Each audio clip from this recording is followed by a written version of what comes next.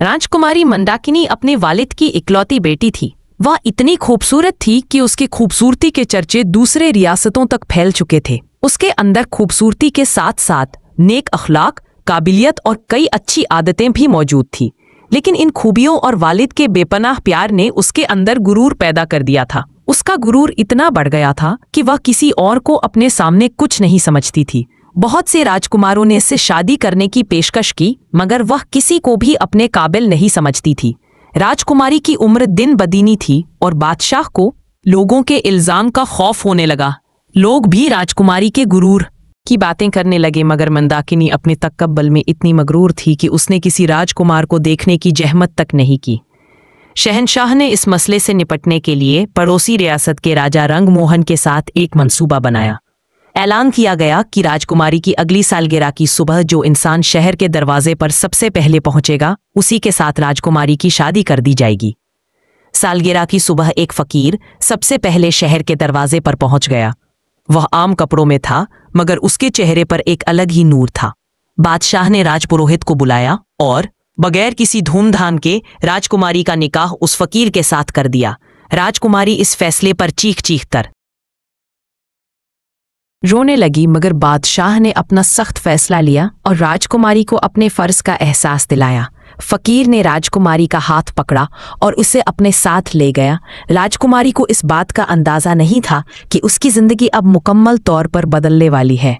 राजकुमारी ने रोते रोते अपनी खूबसूरत आंखें सुर्ख कर चुकी थी, मगर आज उसके वालिद सख्त बन गए थे। उन्होंने अपनी बेटी के आंसुओं पर कोई तवज्जो नहीं दी। फकीर को सिर्फ सोने के सिक्के देकर कहा, अपनी बीवी को लेकर मेरी रियासत से फौरन निकल जाओ और याद रखना, अगर तुम या तुम्हारी बीवी वापस आए तो तुम्हें मौत की सजा दी जाएगी। चलो मंदाकिनी। फकीर ने राजकुमारी का हाथ पकड़ा और उसे अपने साथ ले गया। मंदाकिनी रोते हुए उसके साथ जाने पर मजबूर थी, लेकिन फकीर अपनी बीवी के रोने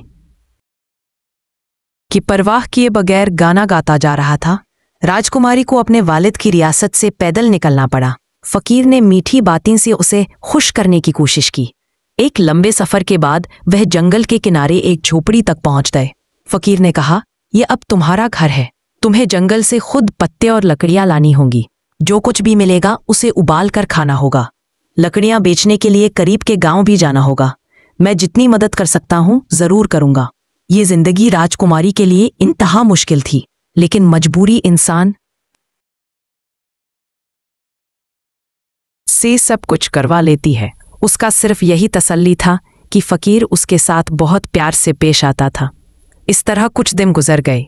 फिर एक दिन फकीर झोपड़ी छोड़कर मंदाकिनी को एक गांव ले गया। वहां दोनों एक टूटे फूटे घर में रहने लगे। फकीर कहीं से कुछ पैसे लेकर आया और मिट्टी के बर्तन खरीद लिए। उसने अपनी बीवी से कहा, ये बर्तन बाजार में बेच कर आओ। राजकुमारी के लिए ये काम करना इंतहा मुश्किल था। सर पर बर्तन उठाकर बाजार जाना और उन्हें बेचना उसके लिए कभी भी आसान नहीं था, मगर उसे ये काम करना पड़ा। फकीर ने साफ साफ कह दिया था कि अगर उसने उसकी बात ना मानी तो वह उसे छोड़कर चला जाएगा। बेचारी मंदाकिनी ने बर्तन सर पर उठाए और बाजार चली गई।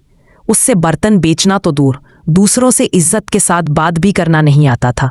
उसने बाजार में बर्तन रखे और उनके पास खड़ी हो गई, क्योंकि जमीन पर बैठना उसे बहुत बुरा लग रहा था। वह कुछ देर वहां खड़ी रही, तभी एक घुड़सवार बाजार में आया। उसने मंदाकिनी से बर्तन की कीमत पूछी। मंदाकिनी ने धीमी आवाज में कीमत बता दी। फिर वह घुड़सवार वापस चला गया। वापस जाते वक्त उसका घोड़ा भड़क गया और घोड़े के पांव से सारे बर्तन टूट गए। घुड़सवार बिना कुछ कहे वहां से चला गया। बेचारी मंदाकिनी रोने लगी और घर वापस आ गई। उसे यकीन था कि फकीर आते ही गुस्सा करेगा। यह सोचकर दिल दहशत से भर गया था।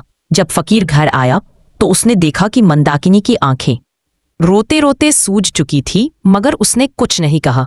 अगले दिन फकीर ने कहा, मंदाकिनी, तुम्हें कुछ नहीं आता। मिट्टी के सारे बर्तन टूट गए। अब हम इस मुश्किल से कैसे निकले, इसका एक हल है। चलो शहर चलते हैं। मैंने सुना है कि राजा रंगमोहन बहुत रहमत दिल हैं। मैं तुम्हें उनके महल में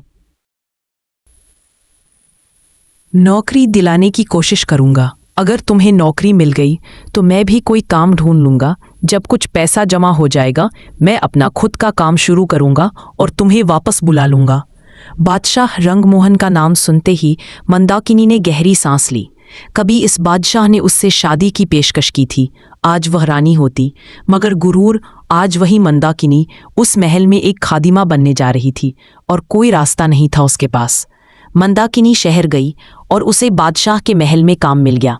फकीर उसे छोड़कर कहीं चला गया। मंदाकिनी का गुरूर खत्म हो चुका था, उसका मिजाज बदल चुका था। अब वह बहुत ही नरम मिजाज, मेहनती और होशियार खादिमा बन चुकी थी। बावर्ची खाने की मालकिन रंभा कुमारी उसके काम से बहुत खुश थी। बाहर का मौसम आया। यह बादशाह रंगमोहन के यौम पैदाइश था। इस दिन बादशाह अपने हाथों से तमाम नौकरों को इनाम देते थे। दूसरे नौकरों के साथ मंदाकिनी को भी दरबार। दरमियान कोई मुशा बहुत नजर नहीं आती। रास पाश हो चुका था। बादशाह रंगमोहन ही फकीर के रूप में उसे अपनाए हुए थे और वह उनकी रानी थी। बादशाह ने कहा, मंदाकिनी, तुम्हारे गुरूर के लिए मुझे माफ करो। मेरे पास कोई और चारा नहीं था, इसलिए तुम्हारे वालिद के साथ मिलकर मुझे यह रास्ता इख्तियार करना पड़ा।